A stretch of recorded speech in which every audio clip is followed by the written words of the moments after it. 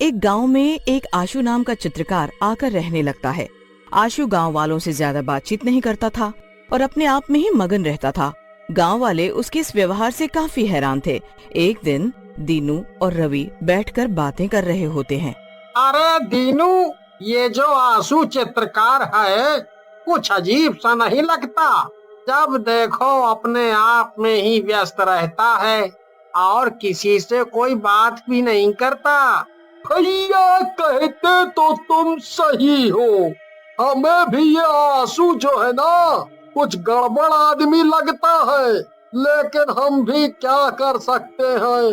अरे मैं तो कहता हूँ किसी दिन इसके घर के अंदर चलकर देखते हैं कि ये क्या करता है, अकेले बैठकर दिन भर। फिर रवि और दीनू एक दिन जब आशु घर पर नहीं होता तब आशु के घर के अंदर चले जाते हैं। घर में उन्हें लड़कियों की सुंदर सुंदर पेंटिंग्स दिखती है। दीनू और रवि पेंटिंग देखते रह जाते हैं।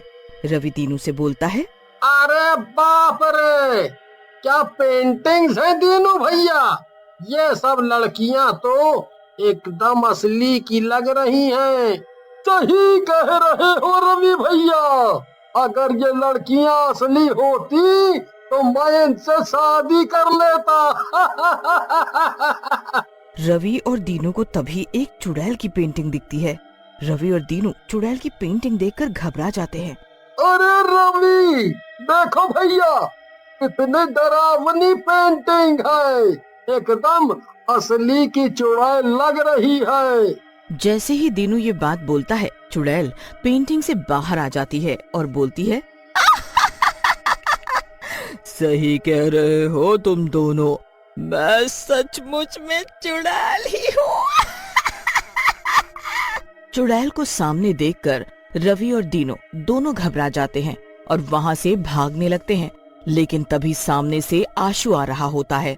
दोनों आशु से बोलते हैं, अरे आशु, बचा लो हमें, तुम्हारे घर में असली की चुड़ैल है, वो हम सबको मार डालेगी, बचा लो।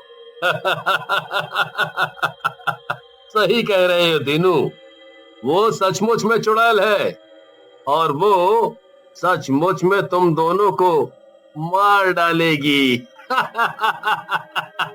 आशु की बात सुनकर रवि और दीनू हैरान रह जाते हैं और बोलते हैं, क्या मतलब? इसका मतलब है तुम उस चुड़ैल को जानते हो? हैं?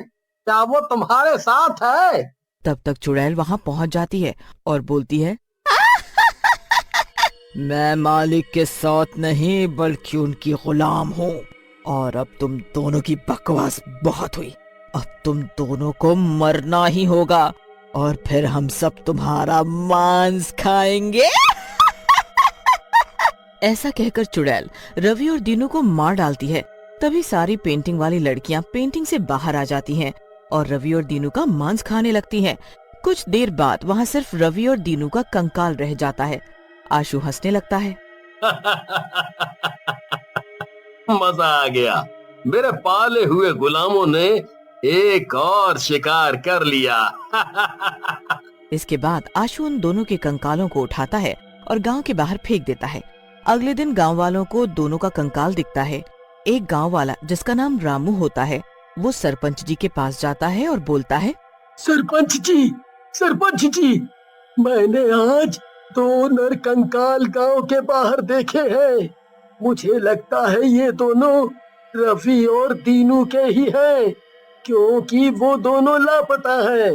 क्या बकवास कर रहे हो दीनू और रवि? नहीं, ऐसा नहीं हो सकता, चलो चल कर देखते हैं। फिर सरपंच जी कुछ गांव वालों को लेकर रामू के साथ जाते हैं।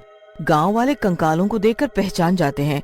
कैलाश नाम का गांव वाला कंकालों को देखकर बोलता है, ये तो सचमुच में दीनू और रवि के कंकाल हैं, लेकिन इन दोनों को इस तरह किसने मारा होगा? इनके शरीर से तो इनका मांस ही निकाल डाला। फिर गांव वाले उन दोनों के कंकालों का अंतिम संस्कार कर देते हैं। कई दिनों तक गांव में कुछ नहीं होता। एक दिन आशु अपने घर से बाहर जा रहा होता है। तभी शन्नो और सविता की नजर उस पर पड़ती है। शन्नो सविता से कहती है, अरे सविता, देख तो सही कितना खूबसूरत लड़का है।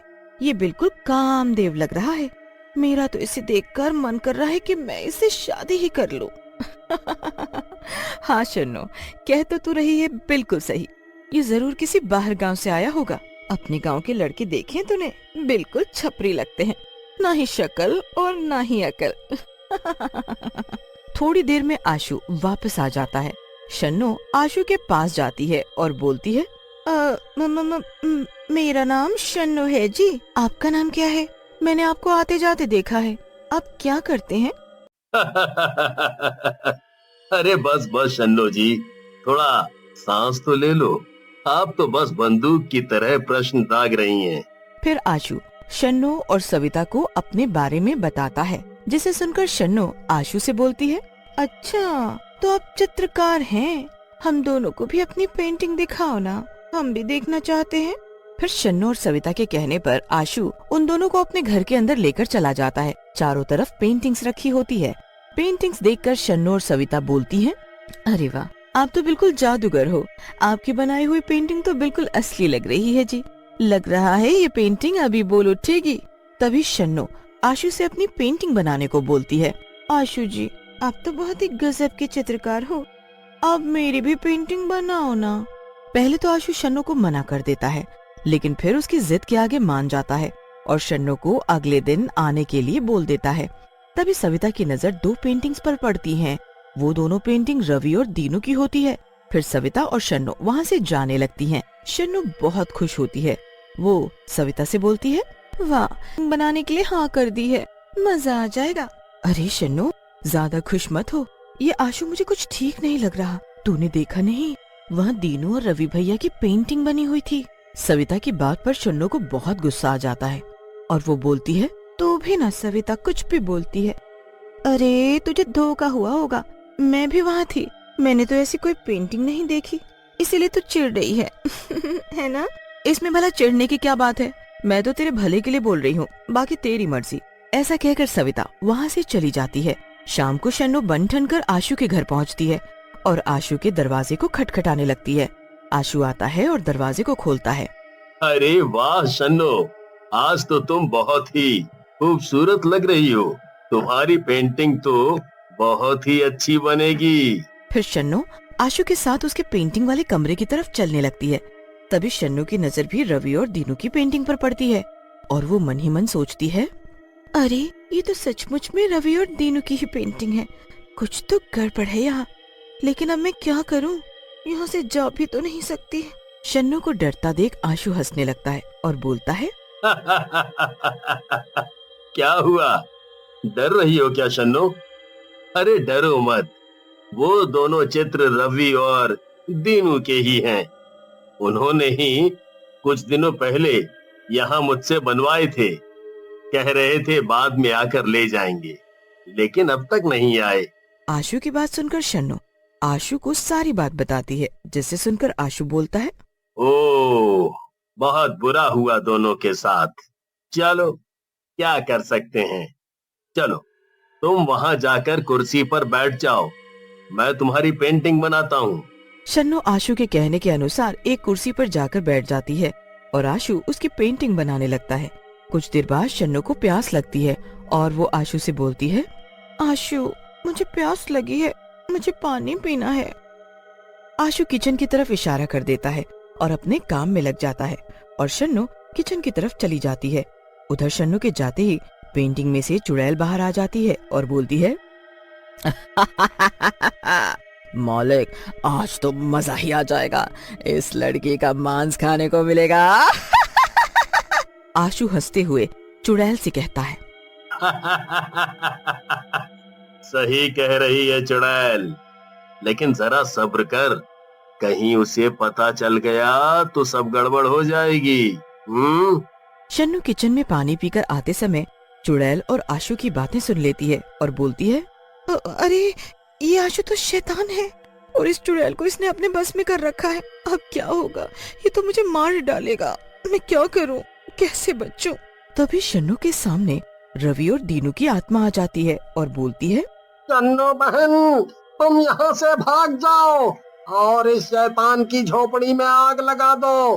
जैसे ही आग इसके चित्रों में लगेगी और वो जलेंगे, वैसे ही ये और चुड़ैल भी जलने लगेंगे।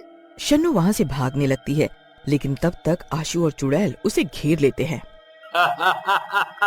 कहाँ भाग रही हो शन्नो? तुम कहीं नहीं भाग पाओगी। आज तुम्हें मेरा और मेरे शैतानों का खाना बनना होगा, नहीं तो हम सब लोग भूखे रह जाएंगे। ऐसा कहकर आशु और चुड़ैल शन्नू की तरफ बढ़ने लगते हैं, लेकिन तभी आशु का घर जलने लगता है और सविता की आवाज शन्नू को सुनाई देती है। शन्नू, तुम जल्दी से इस घर से बाहर आ जाओ, हम गांव वालों ने इस घर में आग लगा दी है। आशु अपने चित्रकारी वाले कमरे की तरफ पेंटिंग को बचाने के लिए भागता है, लेकिन उसी कमरे में जलने लगता है। चुड़ैल भी जलने लगती है। शन्नू आशु के घर से बाहर आ जाती है और सविता से लिपट कर रोने लगती है। तू मेरी सच्ची दोस्त है, अगर तू नहीं होती तो ये शैतान मुझे मार